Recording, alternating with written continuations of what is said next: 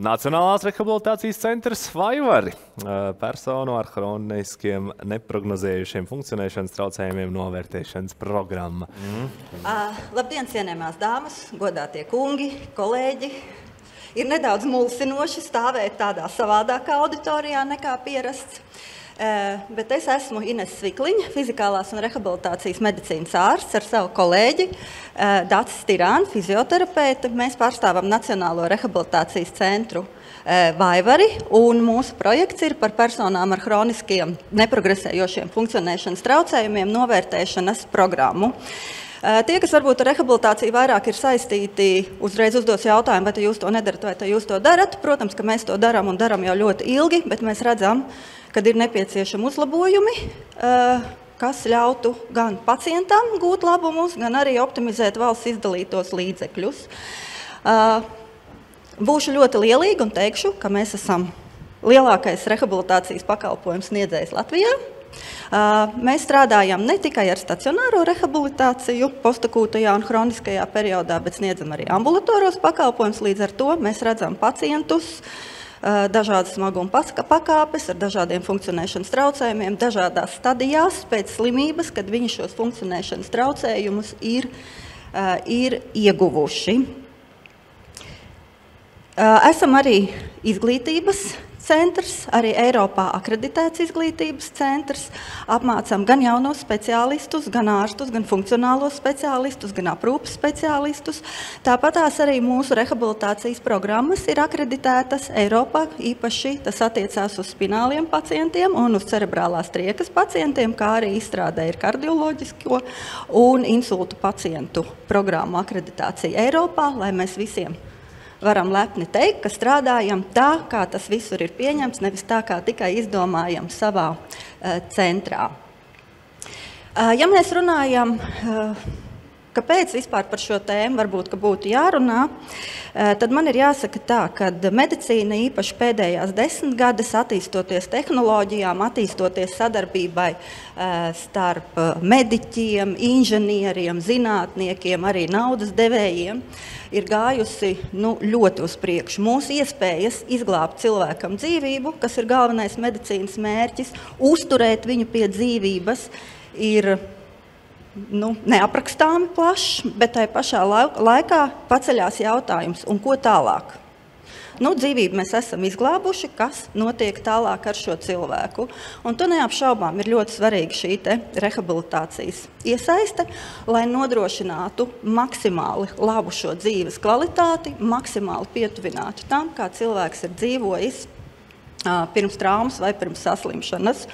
Un īpaši ir šī pacientu grupa, kas ir jauni pacienti, tātad viņi dzīvos ilgi ar paliekošu funkcionēšanas traucējumu, kas iespējams arī būs smags funkcionēšanas traucējums, kā pacienti pēc galvas traumas, pēc spinālas traumas, visi lecēji, kritēji, autoavārijas, motociklu un tā tālāk. Un vēl viena liela pacientu grupa ar ļoti smagu saslimšanu, kas ir cerebrāls infarkts, jeb insults tautā vairāk pazīstams, kur katrs 6. planētas iedzīvotājs riskē saslimt ar insultu. Kā mēs zinām, insultam var būt ļoti smagas seku parādības, un neskatoties uz to, kādi līdzekļi ir ieguldīti, lai atpazītu šos pirmos insulta simptomus, lai veiktu kvalitatīvu etioloģijā balstītu ārstēšanu, vienalga apmēram 2/3 ir paliekoši bojājums, paliekoši funkcionēšanas traucējumi, kam ir nepieciešama rehabilitācija. Un arī šīs pacientu grupas, jūs neticēsiet, viņas turpina dzīvot diezgan ilgi, un tā nepieciešamība pēc mūsu pakalpojuma velkās gadiem ilgi, bet ir izaicinoši saprast, cik daudz, kā objektivizēt, cik ilgi, cik daudz un kādā intensitātē. Un tātad mūsu mērķis ir izveidot pārskatāmu šo pakalpojumu, lai visiem būtu skaidrs, kā tu to saņem, kāpēc tu to saņem, lai tiktu izstrādātas šīs rekomendācijas, kas pacientam arī būtu pašam jāveic, jo vēl viena liela problēma, ar ko mēs saskaramies, piedāvājam mēs pacientiem ļoti daudz, bet mēs ļoti maz runājam par pacientu līdzestību, un arī šīs programmas ietvaros mēs mudinātu pacientu arī pašu iesaistīties savu funkcionēšanas traucējumu optimizācijā. Lūdzu. Jā, paldies. Es tālāk turpināšu dakteres iesākto. Un kādēļ šī programma, rehabilitācijas pakalpojumu programma būtu inovatīva? Tādēļ, ka tiešām līdz šim Latvijā nav veikts šāds standartizēts, strukturēts rehabilitācijas pakalpojums, netiek piedāvāts personām ar hroniskiem funkcionēšanas traucējumiem, saprotot, ka šie traucējumi pacientiem saglabāsies visu turpmāko mūžu. Un vēl viena inovācija šajā projektā ir digitāla risinājumu iekļaušana, kur mēs izmantojot informācijas tehnoloģiju palīdzības iegūsim gan informāciju par pacientu iesaisti, pacientu līdzestību, pacientu rekomendāciju izpildi un atgriezenisko saiti no pacientiem par viņu funkcionēšanas stāvokli, iespējamiem pasliktinājumiem un dzīves kvalitāti. Es skatos, ka man laiks jau iet uz beigām, bet es mēģināšu izstāstīt. Pēdējos tad. Jā. Es mēģināšu izstāstīt projekta gaitu, kas principā sastāvēs no 3 galveniem posmiem. Pirmais posms būs projekta sagatavošana, kurā mēs izstrādāsim kopā ar IT speciālistiem šos digitālos pacientu novērtēšanas rīkus, digitālus arī medicīnas veselības aprūpes speciālistu dokumentācijas rīkus. Tālāk sekos programmas realizācija nākamos 24 mēnešus, kurā mēs plānojam iesaistīt vairāk kā 190 pacientus šajā rehabilitācijas programmā, un pacienti saņems gan tiks veikt pacientu funkcionēšanas novērtēšana, pacienti saņems individuālas konsultācijas, rehabilitācijas dažādiem rehabilitācijas speciālistiem. Pacienti saņems arī rekomendācijas, ar kurām pacienti dosies mājās un turpinās savu ikdienas dzīvi. Kā arī šīs programmas ietvaros pacientiem būs iespēja piedalīties arī grupu nodarbībās un tādējādi uzlabot savu izpratni par savu veselības stāvokli un tālāk ar šo uzlaboto izpratni ar labām rekomendācijām no speciālistiem pacienti dodas mājās un jau savā vidē spēj funkcionēt savā funkcionēšanas līmenī. Savukārt projekta gaitā pēc šīs programmas noslēguma mēs ievāksim datus gan par programmas lietojamību, gan par programmas efektivitāti, gan kvantitatīvos datus, gan par kvalitatīvos datus no pētījuma dalībniekiem, tas ir gan no pacientiem, gan arī no veselības aprūpes speciālistiem, kas būs iesaistīti šajā pētījumā. Un līdz ar to mēs varēsim reāli analizēt rehabilitācijas pakalpojumu tādu kvalitāti un arī programmas struktūru. Es domāju, ka daļu no tā noteikti uzdos arī jautājumos. Paldies par prezentāciju. Un lūkosim, ko tad jums uzdod. Tā. Kur mums palika sākums? Reku. Vai šos risinājumus varēs izmantot visu FMRA ārsti un speciālisti? Jā, protams, un tā tas ir arī domāts. Kādi būs izmēramie rezultāti? Pilotu projekta izmērāmie rezultāti būs gan pacientu iesaisti, pacientu ziņotie dati par viņu veselības stāvokli, par rekomendāciju pielietošanu, par fizisko aktivitāšu integrāciju viņu ikdienā, viņu dzīves vietā, jo tā mūsu doma ir, ka mēs šos pacientus ar hroniskiem funkcionēšanas traucējumiem, ka mēs viņus palaižam atpakaļ viņu dzīvē, viņu dzīves vietā, viņu spēj paši tikt ar sevi galā un, teiksim, nepārtraukti nerehabilitēties dažādās iestādēs, aizmirstot, ka pirmkārt viņam ir jādzīvo, nevis nepārtraukti jārehabilitējās, jo ir lietas, ko vienkārši nevar izdarīt. Tas ir. Kā pacienti iesaistās? Kāpēc līdz šim neiesaistīja pacienti? Pacienti viennozīmīgi iesaistās, tikai tā nelēma ir tā, ka mums tā domāšana ir man pienākās. Man pienākās tik un tik nedēļas, nav tas, kā lai saka, virziens uz mērķi, ka man ir jāiemācās tas, lai es mājās varu darīt to, bet drīzāk ir man vajag to, jo man tas pienākās. Vai tas man dod labumu vai nedod labumu, tas ir tāds sekundārs jautājums. Jā, un papildinot varbūt dakteris teikto, ka reizēm šiem pacientiem ir vajadzīgs vienkārši rekomendācijas un tāda laba ceļamaize, lai viņi dotos apakaļ savā dzīvesvietā un turpinātu dzīvot. Ja pakalpojums saturs neatbilstot pacientu vajadzībām, kas traucēja to līdz šim uzlabot? Kā jau es teicu, tas nepārtraukti tiek uzlabots, un tāpēc arī šajā projektā mēs iesaistījāmies ar domu, lai viņš būtu efektīgāks un lai mēs arī varētu citiem kolēģiem to savu pieredzi dalīties, kā rezultātā vispār rehabilitācijas pakalpojums kļūtu pieejamāks, jo ir jāsaprot, ka, kā jau es teicu, pacients dzīvo ilgāk, bet jauni pacienti arī nāk klāt, un mums jau ir ierobežots resurss. Ja, un kā ierobežot resursu apstākļos, sniegt visiem to, ko vajag, jo vienam pietiek ar 2 dienām, vienam vajag 2 nedēļas, vai tiešām visiem kopā vajag katram 10 dienas. Cik daudz pacientu būšot? Cik daudz pacientu? Mēs esam aprēķinājuši, ka mēs šo pilotprojektu laikā varēsim piedāvāt šo programmu 196 pacientiem. Pārskatāms pakalpojums. Vai tas nav saistīts tomēr ar pašu speciālistu profesionalitāti darbā ar pacientiem, kam īsti nesot sakara ar inovācijām?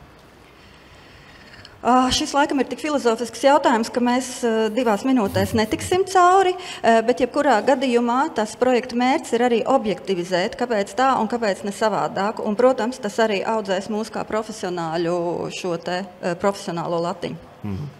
Tikā minūtē. Kā mudināsiet pacientus uzlabot līdzestību? Tas būs gan šis, mēs piedāvāsim pacientiem izmantot šo digitālo atgriezeniskās saites rīku, kur regulāri pacientam nāks atgādinājumi gan par viņu nepieciešamību veikt fiziskas aktivitātes, gan arī iespēju pacientam sniegt atgriezenisko saiti veselības aprūpes speciālistiem, ja ir parādījušies kāda jauna funkcionēšanas traucējuma vai kādas jaunas sūdzības, par kurām pacients vēlētos parunāt ar speciālistu. Par finansējumu jautājum, kā tad tas sadalīsies, kam paredzēts tas finansējums, vai tas ir tikai metodiskajam darbam un pētījumam? Finansējums ir paredzēts gan digitālo inovāciju izstrādē, tas ir gan dokumentācija veselības aprūpes speciālistiem, gan šie rīki pacientu iesaistē un līdzestības veicināšanai, gan arī reāls pacientu rehabilitācijas nodrošināšana, šīs programmas nodrošināšana 196 pacientiem. Tad te jautā par precizējumu līdz šim, vai tad sanāk tā, ka līdz šim nebija individuāls rekomendācijas, deva visu visiem? Protams, ka bija individuāls rekomendācijas, bet tas stāsts drīzāk bija par to, ka, ja es kā ārsts redzu, ka pacientam pilnīgi pietiktu ar 3 dienām savu mērķu sasniegšanai, bet pacients redz, ka citiem pacientiem tās ir 2 vai 3 nedēļas vai vēl kaut kas, ir ļoti grūti pārliecināt, jo ir jāsaprot katram sava slimība, lai kāda viņa būtu, ir vissvarīgākā. Plus vēl nav šis te kopējā datu pieejamība. Pacients tikko ir bijis vienā iestādē, tad mūsu iestādē, tad 3. iestādē nav šī pārredzamība. Un kāpēc vienam pacientam vajadzētu, teiksim, 3 reizes gadā pa 4 nedēļām rehabilitēties un otram pacientam knapi reizi gadā? Šis ļautu mums arī sākt veidot šo kopējo bildi. Jo ir jāsaprot, ka mēs neesam viens centrs, kas sniedz rehabilitācijas pakalpojumu, ka tas tomēr ir jau tāds valstisks jautājums, bet mūsu doma ir tieši izstrādāt, kā tam būtu jānotiek, lai arī pārējie kolēģi, tā sacīt, jāsaka, ejot mūsu pēdās, atvieglot viņu darbu. Vai ir tik daudz laika īstenot projektu soļus? Gala termiņš ir tuvāk. Ko saīsināsiet? Mums jau ir daļai iestrādes šīs programmas izveidē. Es domāju, ka mēs varētu to sākuma posmu saīsināt, bet noteikti nemazināt iesaistīto pacientu skaitu šajā projektā. Vai un kā tas palīdzētu mazināt rindas? Nebūtu dubultie un 3-kāršie rehabilitācijas pakalpojumi vienam cilvēkam, būtu arī individualizēts dienu skaits un pacientam arī būtu skaidrs, kāpēc, un tādā veidā šīs rindas viennozīmīgi mazinātos. Ar ko šīs pakalpojums atšķiras no līdz šim pieejamajiem rehabilitācijas pakalpojumiem? No pacienta viedokļa. Es pieļauju, vai ne? Visticamāk, ka mēs jo šis ir tāds jautājums, kur no dažādām pusēm var apskatīties.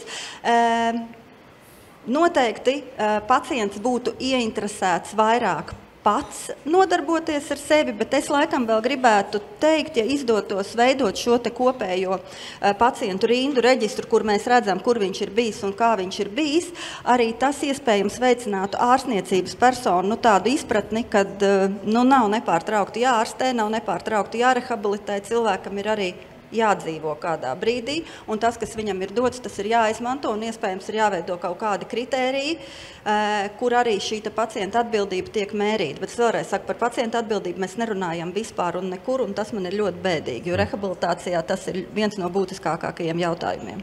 Jautājumi par pacientiem gana daudz. Kādām pacientu grupām paredzēts? Pagaidām mēs izskatām pacientus pēc spināla bojājuma, pēc galvas traumas, pēc insulta un cerebrālās triekas pacientus pēc 18 gadu vecuma.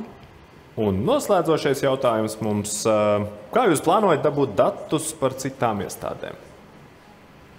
Mums pilotu projektu ietveros gan nav plānots dabūt datus par citām iestādēm, bet ieviešot šo programmu jau tālāk, es domāju, ka mēs datus dabūsim gan caur e-veselību, gan ar nosūtījumiem.